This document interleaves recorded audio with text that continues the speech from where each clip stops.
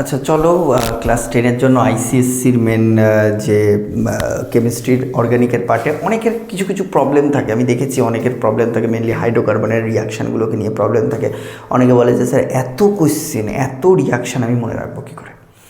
তো মনে রাখার কয়েকটা ট্রিক আমি আজকে বুঝিয়ে দিচ্ছি এই একটা ছোট্ট ভিডিওর মধ্যে, যতটা পারি কম্প্যাক্ট করে ব্যাপারটাকে বোঝাই যে কি হচ্ছে না হচ্ছে। দেখো, সিম্পল কথা, একটা জিনিস মাথায় রাখবে, আমাদের সিলেবাসে আছে কি কি মেন কনসেপ্ট বোঝো। মিথেন, ইথিন, অ্যাসিটিলিন, কার্বক্সিলিক অ্যাসিডের মধ্যে থেকে আছে অ্যাসিটিক অ্যাসিড, আর অ্যালকোহলের মধ্যে থেকে শুধুমাত্র আছে ইথানল। এছাড়া আমাদের সিলেবাসে কিছু নেই। সিম্পল একটা জিনিস মাথায় রাখো যে মিথেনের ক্লোরিনেশন রিয়াকশান আমরা করব, ইথেনের ক্লোরিনেশন রিয়াকশান আমরা করব, দুটো জিনিস। 3 নাম্বার অ্যালকিনের যে ট্রিক আছে অ্যান্ড অ্যালকাইনের যে ট্রিক আছে সেটা আমি এইখানে করিয়ে দিচ্ছি আপাতত। পড়ে থাকলো হচ্ছে অ্যালকোহলের মধ্যেকার কয়েকটা রিয়াকশান। অ্যালকোহলের মধ্যে সালফিউরিক অ্যাসিড দিলে কি তৈরি হবে সেই রিয়াকশানটা। অ্যালকোহলের সাথে অ্যাসিড রিয়াকশান করবে, মানে মেনলি এস্টারিফিকেশান রিয়াকশানটা, এটা খুব ইম্পর্টেন্ট টপিক রয়েছে। আর টপিক যদি আমাকে বলতে হয় অ্যাসিডের মধ্যে থেকে গ্ল্যাসিয়াল অ্যাসিটিক অ্যাসিড, অ্যাসিড কী করে অ্যাসিটিক অ্যাসিডকে বানানো হচ্ছে, মানে প্রিপারেশন অফ অ্যাসিটিক অ্যাসিড কী করে হচ্ছে, প্রিপারেশন অফ দ্য মিথেন কী করে হচ্ছে, আর হচ্ছে প্রিপারেশন অফ অ্যালকোহল কী করে হচ্ছে। এই কতগুলো টপিক, কয়েকটা জিস্ট আমি এখান থেকে বলে দিচ্ছি যেগুলো মনে রাখার জন্য খুব ভালো কি পয়েন্ট হিসেবে কাজ করবে। জাস্ট একবার দেখে নাও। দেখো, মেন ব্যাপারটা হলো, সাপোজ আমি তোমাদের সিলেবাসের আন্ডারে যদি বলি যে আমাদের ডাবল বন্ড আছে এখানে, hydrogen hydrogen hydrogen and hydrogen, এটার নাম কি ইথিন। ঠিক আছে, ইথিন বা আমাদের ইথিন আমরা বলবো, বা ইথিলিনও বলা যেতে পারে। ঠিক আছে, ইন লাস্টে যোগ হচ্ছে, যোগ হচ্ছে মানে কি হচ্ছে ডাবল বন্ড আছে। তো একটা জিনিস মাথায় রাখো, তোমার সাপোজ ধরো এই সেলের সাথে রিয়াকশান করলো, তাহলে এই সেলের সাথে যদি রিয়াকশান করে, সিম্পল কথা, সিম্পলভাবে বুঝবে, কার্বনটা যেমন আছে চুপচাপ কার্বনগুলোকে এঁকে দাও। ক্লিয়ার? এখন কোয়েশ্চেন করবে স্যার ডবল বন্ডটা কোথায় গেল? আঁকবো না, ডবল বন্ডকে আঁকবো না। ক্লিয়ার? তাহলে ডবল বন্ডকে যদি না আঁকি তাহলে আমার কি হবে, একটা বন্ডে হাইড্রোজেন যাবে। দেখো, এই হাইড্রোজেনটা কোথায় যাবে, একটা বন্ডে গেল, এটাকে আমি গোল করে দিচ্ছি ইন্ডিকেশনের জন্য। আর একটা ক্লোরিন, সেটা কোথায় যাবে, স্টার দিয়ে দিলাম।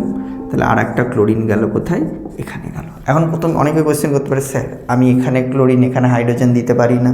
অবশ্যই পারো, কেউ মাথার দিব্যি দেয়নি এখানেই হাইড্রোজেন দিতে হবে এখানেই ক্লোরিন দিতে হবে, এমন কোনো মাথার দিব্যি কেউ দেয়নি বা বাধ্যবাধকতা নেই। তাহলে এটা কি তৈরি হলো, এই সেলের সাথে জাস্ট তৈরি হলো। এবার তোমাকে যদি বলে যে সাপোজ এই সেল দিয়ে আমি বোঝালাম, এমনও করতে পারে, আচ্ছা এটার নাম কি, ইথ, তার মানে কি ইথাইল ক্লোরাইড। কী নাম হবে এটার নাম, ইথাইল ক্লোরাইড। ওকে, ব্যাস এটা গেল ব্যাপার। এবার অনেকে কোয়েশ্চেন করতে পারে স্যার যে এখানে আজকে এই সেল দিয়ে দিলে তো আমি বুঝলাম এটাকে এভাবে করব, আজকে যদি আমাকে এখানে ক্লোরিন দিয়ে দেয় তাহলে কি করে করব? কেন, ক্লোরিনকে জাস্ট তুমি ভেঙে নাও, ভেঙে নিলেই তুমি রিয়াকশান করে ফেলতে পারবে। কার্বন দ্যাট ইজ হাইড্রোজেন, এখানে একটা ক্লোরিন গেল, এখানে একটা হাইড্রোজেন গেল, হাইড্রোজেন, এখানে একটা ক্লোরিন গেল, ব্যাস। দেখো আমি একই কাজ করেছি, হাইড্রোজেনটাকে যেমন এখানে বসিয়েছিলাম, ক্লোরিনটাকে যেমন এখানে বসিয়েছি, এখানে হাইড্রোজেনের বদলে কি আছে, ক্লোরিন আছে। Simple common sense. তাহলে ক্লোরিনটা এখানে বসলো, এই ক্লোরিনটা এখানে বসলো, তাহলে কম্পাউন্ডের নাম কি হবে, এটা যদি আমি 1 নাম্বার নিই, এটাকে যদি আমি 2 নাম্বার নিই, তাহলে কম্পাউন্ডের নাম হচ্ছে 1,2 ডাইক্লোরোইথেন। কম্পাউন্ডের নাম কি হবে, 1,2 ডাই, কেন ডাইক্লোরো, কেন দুটো ক্লোরিন আছে তার জন্য কি হচ্ছে dichloroethane, ETHANE, not ethene. কেন ইন নয়, কারণ হচ্ছে ডবল বন্ড নেই। ওকে, তাহলে সিম্পল আমি এটা থেকে বলতে পারি কি, ডাবল বন্ডের সাথে যে কোনো জিনিস, আজকে যদি হাইড্রোজেন দিত তাহলেও আমি আশা করি বলতে পারতাম, বিকজ হাইড্রোজেনটা একবার এখানে বসতো, অন্য হাইড্রোজেনটা একবার ওখানে বসতো। আজকে যদি ট্রিপল বন্ডের সাথে কম্পাউন্ড আমাদের দেওয়া হয়, সাপোজ ট্রিপল বন্ডের সাথে কম্পাউন্ড যদি আমাদের দেওয়া হয়, সাপোজ ধরো আমি এটাকে ইথিন আমি নিতে পারি, আমি ইথিন যদি নিই তাহলে কার্বনের মাঝখানে কটা বন্ড হয়ে যাবে, 3টে বন্ড। আর 3টে বন্ড হয়ে গেলে আমাদের কিন্তু একটা হাইড্রোজেন থাকবে না। প্রশ্ন হচ্ছে কেন হাইড্রোজেন থাকবে না? বিকজ কার্বনের কটা হাত? কার্বনের 4টে হাত। তখন কি হবে? তখন দেখো হাইড্রোজেন HCl যদি আমাদের অ্যাড হয় তাহলে HCl লাগবে কিন্তু 2টো। প্রশ্ন হচ্ছে কীরকম? তখন কম্পাউন্ড কী হবে? একটা কথা সবসময় মাথায় রাখবে, যতগুলো বন্ড থাকবে সবকটা বন্ড কী হবে? ভ্যানিশ হবে। যদি আমাদের ডাবল বন্ড থাকে তাহলে ডাবল বন্ডের মধ্যে একটা বন্ড ভ্যানিশ হবে, যদি ট্রিপল বন্ড থাকে ট্রিপল বন্ডের মধ্যে 2টো বন্ড ভ্যানিশ হবে। তাহলে এখান থেকে ধরো এটাকে আমি এবার করি রিয়াকশানটা অ্যাসিটিলিনের রিয়াকশান করি বা ইথাইনের রিয়াকশান করি। This compound is known as ETHYNE, ethyne. লাস্টে দেখো নামের শেষে কী আছে? আইন আছে, YNE আছে। YNE থাকা মানে কি? ট্রিপল বন্ড আছে। তাহলে এখানে আমি কি করব? প্রথম স্টেপে আমাদের একটা বন্ড কি হবে? ভ্যানিশ হবে। আমি কি বললাম? প্রথম স্টেপে আমাদের কি হবে? একটা বন্ড ভ্যানিশ হবে। তাহলে একটা জায়গায় হাইড্রোজেন লাগলো, অন্য জায়গায় আমাদের ক্লোরিন লাগলো। ক্লিয়ার? দেখো একটা জায়গায় হাইড্রোজেন লেগেছে, অন্য জায়গায় কি লেগেছে? ক্লোরিন লেগেছে। এখানে হাইড্রোজেন লেগেছে, অন্য জায়গাতে কি লেগেছে? ক্লোরিন লেগেছে। ওকে। সেকেন্ড স্টেপে যদি আমি আবারও HClকে অ্যাড করি তাহলে কি হবে? আবার একটা বন্ড কি করবে? ভ্যানিশ হবে। তাহলে একটা বন্ড যদি ভ্যানিশ হয় তাহলে এবার এখানে কি লাগবে?